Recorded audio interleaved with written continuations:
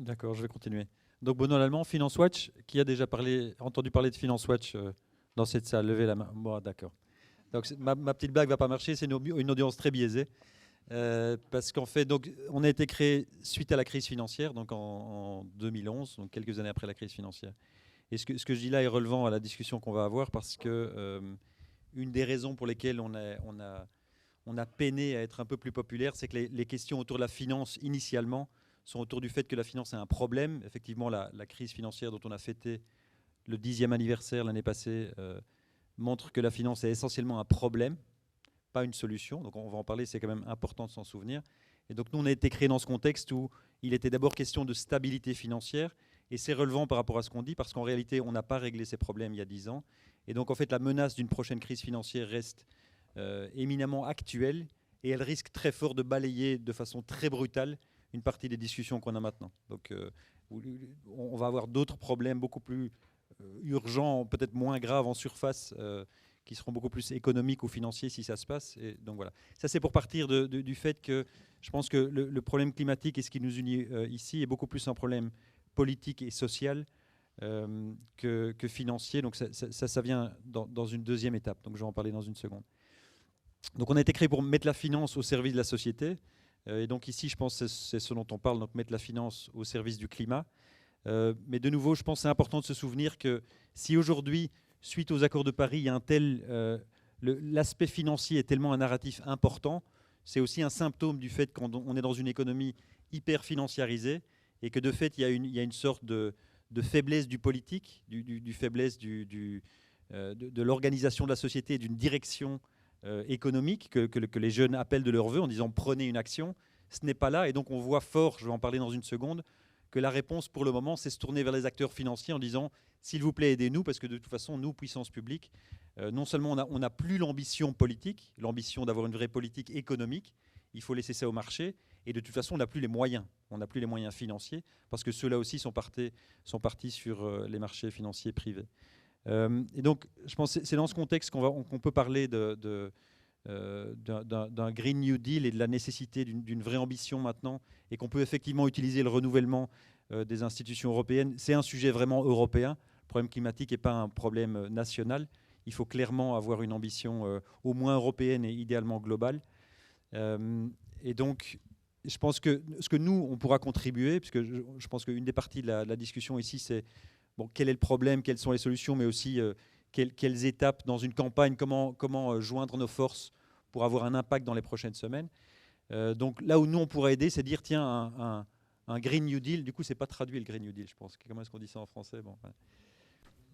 Okay, de quoi on parle? C'est-à-dire, à minima, qu'est-ce que ça doit être? Donc pour avoir cette ambition politique, ce socle d'ambition politique minimale, et peut-être si on peut aider des mouvements beaucoup plus forts que les nôtres, le mouvement des jeunes notamment, qui poussent pour la vraie question, comme je l'ai dit, qu'il y a un vrai problème de leadership politique qui n'existe pas. Peut-être que de façon humble, Finance Watch, mais beaucoup d'autres qui sont dans la salle ici, peuvent amener quelques éléments, évidemment Pierre, mais beaucoup d'autres au Parlement européen, peuvent amener quelques solutions techniques claires qui montrent que c'est tout à fait possible, mais aussi qui montrent que certaines solutions qui vont être proposées dans une ambiance politique qui est toujours très... parce que je ne trouve pas d'autres mots, on va dire néolibéral, même si c'est un petit peu puissant. Il y a beaucoup de solutions qui sont proposées qui sont des cul-de-sac. Donc c'est important de définir, je pense, le socle minimal. Et donc ici, je peux évoquer 2-3 points. Alors là, vous voyez quelque chose d'assez sans doute imbuvable. Donc c'est de là qu'on part. Bon, on va l'améliorer. Ce que nous vous proposera, c'est simplement de dire voilà où se trouve la finance aujourd'hui dans la société. Donc ce que vous voyez là, c'est au-dessus les gouvernements, donc le pouvoir politique. Juste en dessous, tout ce qui est superviseur, régulateur de la finance. En bleu, donc si vous voulez, tout au milieu, vous avez tout le système financier. À gauche, plutôt le mainstream et donc les marchés financiers qui financent largement une économie basée sur des énergies fossiles. Et quand vous glissez vers la droite, vous avez toutes sortes d'autres modèles économiques dans la finance qui sont des banques éthiques, qui sont aussi des fonds d'investissement d'impact, comme on les appelle, des banques publiques, des fonds souverains, etc. Donc il y a toutes sortes de rééquilibrage qui doivent se faire. Ensuite, vous avez l'économie réelle, et puis vous avez la réalité qui sont plutôt la nature et les gens. Et donc, ce qu'on va vous fournir dans les prochaines semaines, ou en tout cas d'ici la rentrée, c'est de notre point de vue, simplement un petit matériel pédagogique qui sera de dire quels sont les éléments fondamentaux si vraiment on veut ce financement massif pour une transition, qu'est-ce qui est nécessaire. Mais comme je le dis et je le répète, ça commence par une volonté politique très forte. Donc cette sorte d'illusion qu'on va convaincre les marchés financiers de rediriger les flux, ça ne marche vraiment pas. Donc même d'un point de vue technique, si on veut rediriger les flux des marchés financiers privés, il faut un message très fort. Alors il y a eu un message à Paris, ça commence à percoler très très lentement. Hein. C'est pour ça que les marchés financiers s'inquiètent un tout petit peu. C'est parce qu'ils se disent, tiens, à un moment, ils vont appuyer sur le bouton de la transition. On en est très loin, donc ils ne sont pas pressés, parce que en même temps, ils ne sont pas trop inquiets. Il n'y a personne qui a l'air d'appuyer sur un bouton nucléaire. En tout cas, peut-être, mais justement pas sur le bouton d'une vraie transition écologique. Mais donc c'est très important d'avoir ce signal politique. Et pourquoi ? Aussi parce qu'en fait, la finance, elle est là. Donc on parlait de 1000 milliards. C'est tous des gros chiffres. Mais donc, premièrement, il y a un outil fiscal qui doit venir du politique. Donc il y a une fiscalité qui n'est pas seulement une fiscalité écologique. Quand je disais c'est un problème d'abord politique et social, c'est que c'est une fiscalité sur la fortune notamment génère très très rapidement ce type de montant. Donc je disais récemment que juste au Royaume-Uni, si vous prenez les 1000 plus grosses fortunes, on n'est pas loin de ce chiffre de 1000 milliards. Donc voilà, si on prend ça à l'échelle de la planète, c'est la fiscalité, d'abord pas écologique, mais une fiscalité notamment sur la fortune. Ensuite, tous les subsides aux énergies fossiles qui sont dans les milliers de milliards annuels. Donc de nouveau, il n'y a pas besoin d'argent frais, il suffit de rediriger ces subsides. Ensuite, tous les investissements publics existants, donc le budget de l'agriculture en Europe, ce sont des centaines de milliards. Et donc rediriger ça vers la transition, on est déjà très très loin. Donc on n'a même pas encore parlé des marchés financiers ni de nouveaux investissements publics. Donc c'est pour ça que ce n'est pas seulement un signal politique, c'est aussi la fiscalité, donc si vous voulez de la réglementation économique et évidemment de la réglementation environnementale, ce qui n'est pas notre spécialité, mais qui est absolument clé aussi pour rediriger les flux privés. Ensuite, donc accord politique, réglementation économique et environnementale, numéro 1, et donc mobilisation de cette partie-là de l'investissement public. Deuxièmement, effectivement, libérer l'investissement public sous forme de banque du climat, sous forme de création monétaire avec fléché vers des investissements verts, etc.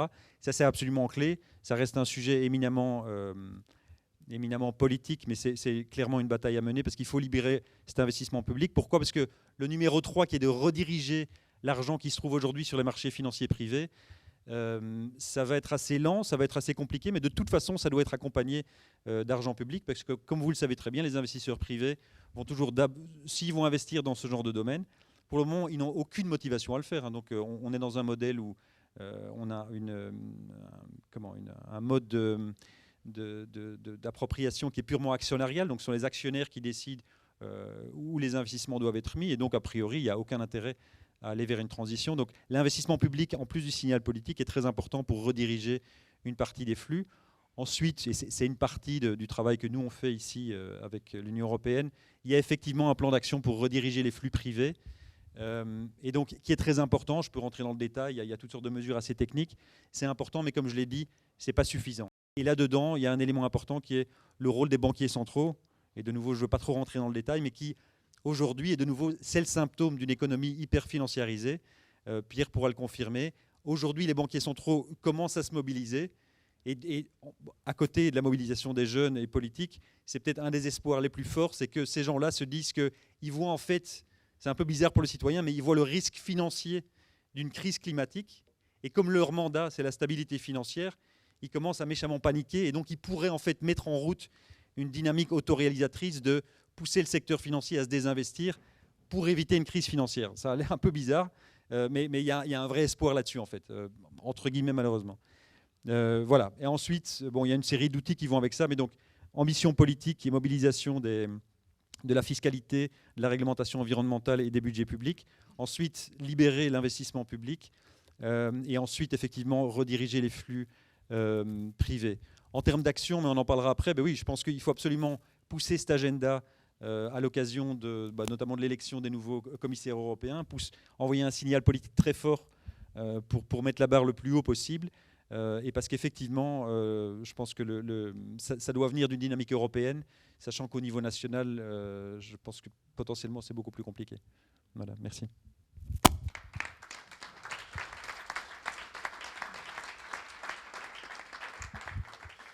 Merci beaucoup. Et puis je vais passer la parole à Pierre Larotureau qui, si je ne me trompe, va parler debout et en contrôlant son PowerPoint. Tu veux que je...